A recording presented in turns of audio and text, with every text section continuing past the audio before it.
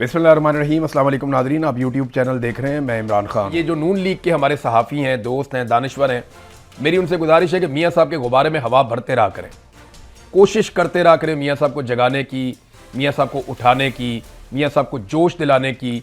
तो आप कोशिश जारी रखें, हो सकता है मियाँ साहब खड़े हो जाएं। उधर जो इमरान खान साहब हैं उन्होंने तो खड़े होकर दिखाया, शायद मियाँ साहब किसी दिन खड़े हो जाएं। बहरहाल ख्वाजा आसिफ की ड्यूटी लगाइए। ख्वाजा आसिफ ने वो स्टेटमेंट देना शुरू किए जिन स्टेटमेंट से ख्वाजा आसिफ साहब को फायदा होगा। मैं बताता हूं कैसे फायदा होगा। ये बड़ी बारीक वारदात है। ख्वाजा आसिफ जो है ना, वो बहुत घाघ सियासतदान है।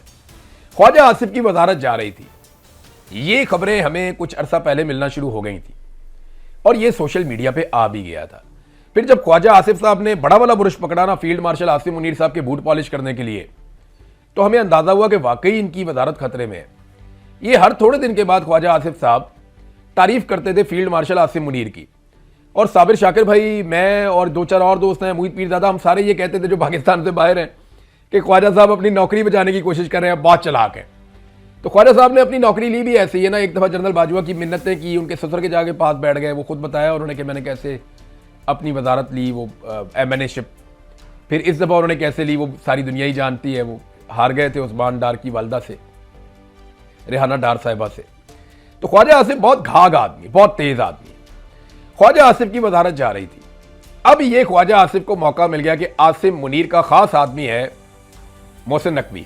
तो अगर मैं मोहसिन नकवी पे तनकीद करूंगा तो फिर आसिम मुनीर के लिए मुश्किल होगा मुझे वजारत से निकालना, क्योंकि अगर आसिम मुनीर ने मुझे वजारत से निकाल दिया तो रोला यह पड़ जाएगा कि मोहसिन नकवी के चक्कर में, क्योंकि ख्वाजा आसिफ ने तनकीद की थी मोहसिन नकवी पे और जवाब दिया था मोहसिन नकवी को, लिहाजा जनरल आसिम मुनीर ने ख्वाजा आसिफ को नौकरी से निकलवा दिया। हालांकि ख्वाजा आसिफ कागजों में आसिम मुनीर का बॉस है, लेकिन वो बॉस आसिम मुनीर ही है। ख्वाजा आसिफ तो बेचारा ट्रैफिक में फंसा होता है।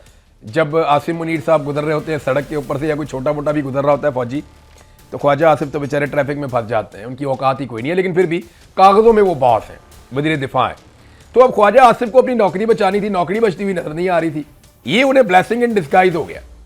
अगर पै जाओ मोहसिन नकवी, अब वो पीसीबी के बारे में पूछ रहे हैं।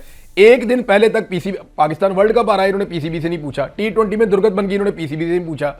पाकिस्तान की सारी क्रिकेट का बेड़ा गर्क कर दिया, इन्होंने पीसीबी से नहीं पूछा। जब इंडिया से पाकिस्तान बुरी तरह हार रहा था तो यही ख्वाजा आसिफ पीसीबी की तारीफें कर रहा था और हारिस रऊफ को कह रहा था कि चुक के रख, कम चढ़ के रहा नाते, क्योंकि वो जहाज गिराने वाली एक्टिंग कर रहा था। ग्राउंड में उसका काम बॉलिंग करना है, वो जहाज गिरा रहा था। तो वो कह रहे थे जी हम इंडिया के लिए यही काफी है, मैच चाहे हम हार जाएं या जीत जाएं।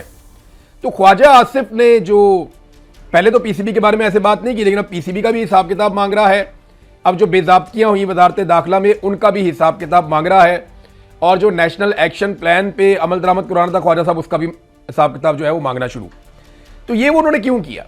ख्वाजा आसिफ, मैंने कहा ना, बहुत घाघ आदमी है। इनका ये तरीका वारदात है कि अब मैं उंगली कटा के शहीद बन जाऊंगा, यानी मैं कोशिश ये करूंगा कि मुझे निकाला तो जा रहा है, तो मैं फील्ड मार्शल के खास आदमी के खिलाफ बोलता हूं ताकि उनके खाते पड़ जाए और फील्ड मार्शल के लिए इखलाकी तौर पे मुश्किल हो जाए मुझे निकालना। तो ख्वाजा साहब इखलाक इधर कोई नहीं है, लेकिन आप अपनी सियासत अच्छी कर गए हैं और ये सियासत आपको समझ भी आती है और आप इसके माहिर भी हैं।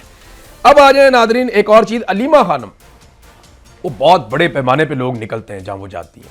उन्होंने साबित किया हज़ारा डिवीजन में, बालाकंड डिवीजन में, पेशावर वाली साइड पे। फिर उसके बाद अब वो उस एरिया में गई है जहां दहशतगर्दी है। करक में दहशतगर्दी है, बनू में दहशतगर्दी है, खुशहाल गढ़ वाला जो धरना चल रहा है वहां पे भी वो गई, वहां पे भी दहशतगर्दी है। अब जिस पूरी पट्टी में अलीमा खानम वहां पे निकली हैं लोगों को मोटिवेट करने के लिए, उस पूरी पट्टी के अंदर बड़े पैमाने पे लोग बाहर आ रहे हैं। मैं करक के मनाजिर देख रहा था, मैं हैरान हो रहा था कि इतने बड़े पैमाने पर लोग बाहर निकल आए, बहुत बड़ी तादाद में लोग निकले वहां पे। ऐसा लगता था पूरा शहर उमड़ आया। उससे पहले हमने इसी तरह के मनाजिर जो हैं वो बाड़ा में भी देखे, हमने कोहाट के अंदर इससे मिलते जुलते मनाजिर देखे। ये वो एरियाज हैं जो दहशतगर्दी से सबसे ज्यादा मुतासिर हैं और यहां वो अपनी जान जोखिम में डाल के, अपनी जान खतरे में डाल के वो निकली हैं।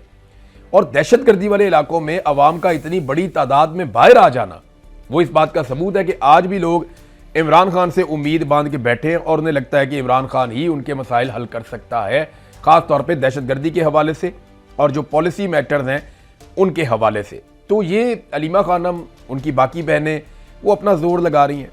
वो अपनी कोशिश कर रही हैं।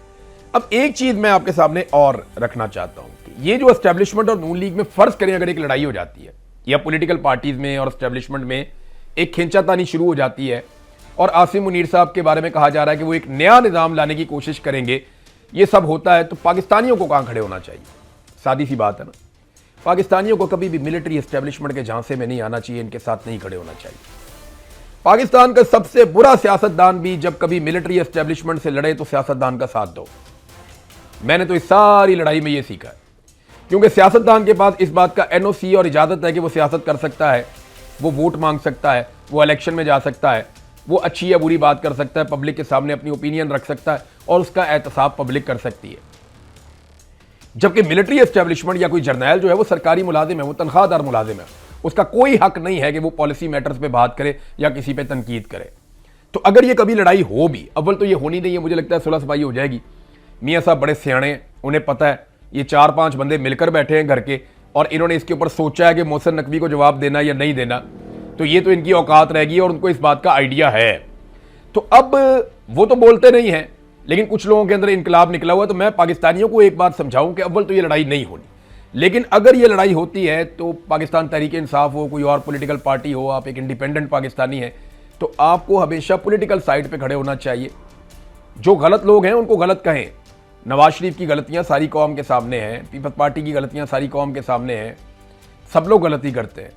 लेकिन अगर एस्टेब्लिशमेंट किसी जगह पे किसी के साथ भी झगड़ा करे तो आप समझें कि एस्टेब्लिशमेंट ही गलत है, क्योंकि आज तक पाकिस्तान के साथ जो भी हुआ वो इन्होंने ही किया है। लेकिन ये होना नहीं है, मुझे पता है ना, इन सारों को एक साथ अवाम को फेस करना पड़ेगा। अवाम एक दिन निकलेगी, एस्टेब्लिशमेंट भी सामने होगी और ये सारी जमातें भी सामने होगी और अवाम इन सब को कटहरे में खड़ा करेगी। होना तो ये अल्टीमेटली जो मुझे समझ आ रही है, इनका आपस में लड़ना मुझे बहुत मुश्किल लगता है। नाज़रीन, रज़ी ताहिर और मोहम्मद सैफ, इन दोनों को जब अगवा किया गया तो अभी तक हमारे पास कोई इतला नहीं है कि ये कहां पे मौजूद हैं। इन्होंने कश्मीर वाला वो जलसा कवर किया था और कल सुबह, याद रखिएगा, मैं एक मरतबा फिर याद दिला रहा हूं सारे वॉलंटियर्स को कि कल सुबह F10 से, मरकज से एक बड़ा काफिला, इमदादी काफिला, साजो सामान लेकर, दवाइयाँ लेकर, खुराक लेकर और इमदादी कारकुनों के साथ, डॉक्टर्स के साथ, पैरामेडिकल स्टाफ के साथ वो जाना चाहता है रावलाकोट, सफ़ेद झंडे लेकर, पाकिस्तान के झंडे लेकर। तो आप उसका हिस्सा ज़रूर बने और वहाँ जाने की कोशिश ज़रूर करें। अगर आसिम मुनीर की पॉलिसी ने आपको रोका तो ये मज़ीद एक्सपोज होंगे, अगर नहीं रोका तो आप इंसानियत की खिदमत कर पाएंगे। आप कोशिश करें, अल्लाह आपको इसका अजर देगा।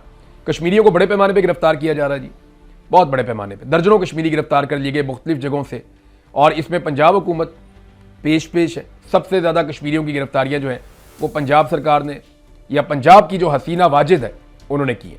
अब तक के लिए इतने, अपना ख्याल रखिएगा, अपने चैनल का भी। अल्लाह हाफ़िज़।